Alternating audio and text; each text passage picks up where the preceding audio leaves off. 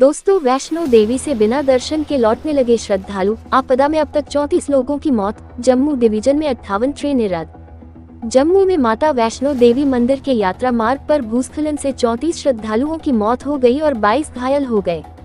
यात्रा स्थगित कर दी गई है, पर 4000 श्रद्धालु कटरा में इंतजार कर रहे हैं। जम्मू कश्मीर में भारी बारिश से झेलम नदी खतरे के निशान पर है, जिससे श्रीनगर में पानी भर गया है।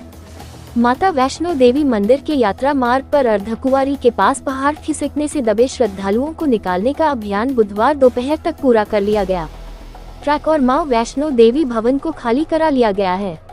आपदा में कुल 34 श्रद्धालुओं की मौत हो गई है और करीब 22 श्रद्धालु घायल हैं। घायलों का कटरा के नारायणा अस्पताल में उपचार जारी है।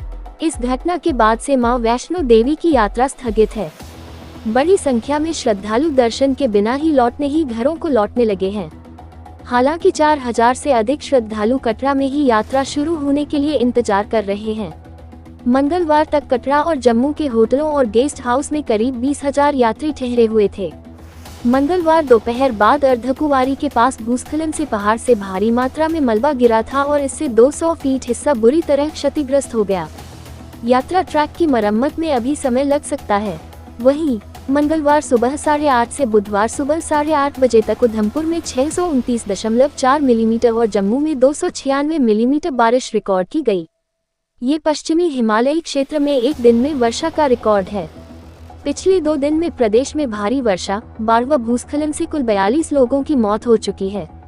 बुधवार दोपहर बाद जम्मू में मौसम में सुधार तो आया, लेकिन कश्मीर में लगातार वर्षा से झेलम समेत कई नदी नालों का जलस्तर खतरे के निशान पर पहुंच गया। इससे श्रीनगर के राजबाग में पानी भर गया। पुलिस ने वहां से लोगों को बाहर निकाला।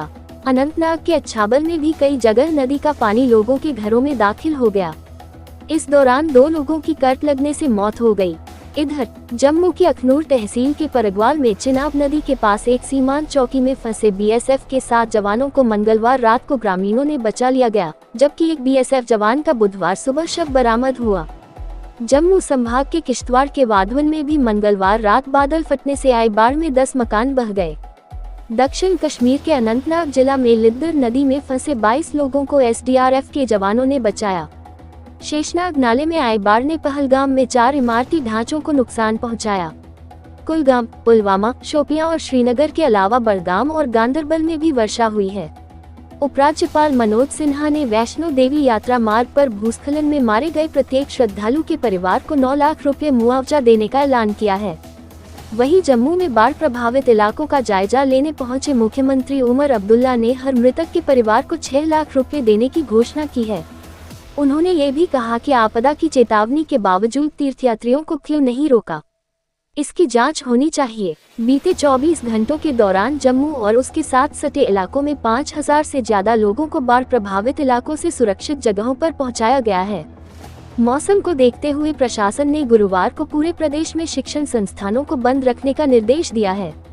जम्मू के मंडलायुक्त रमेश कुमार ने कहा कि बाढ़ के कारण बंद रास्तों को बुधवार को खोल दिया गया। सिर्फ कुछ जगहों पर जहां भूस्खलन के कारण मलबा पड़ा है या सड़क बह गई है, वहां वाहनों की आवाजाही बंद है।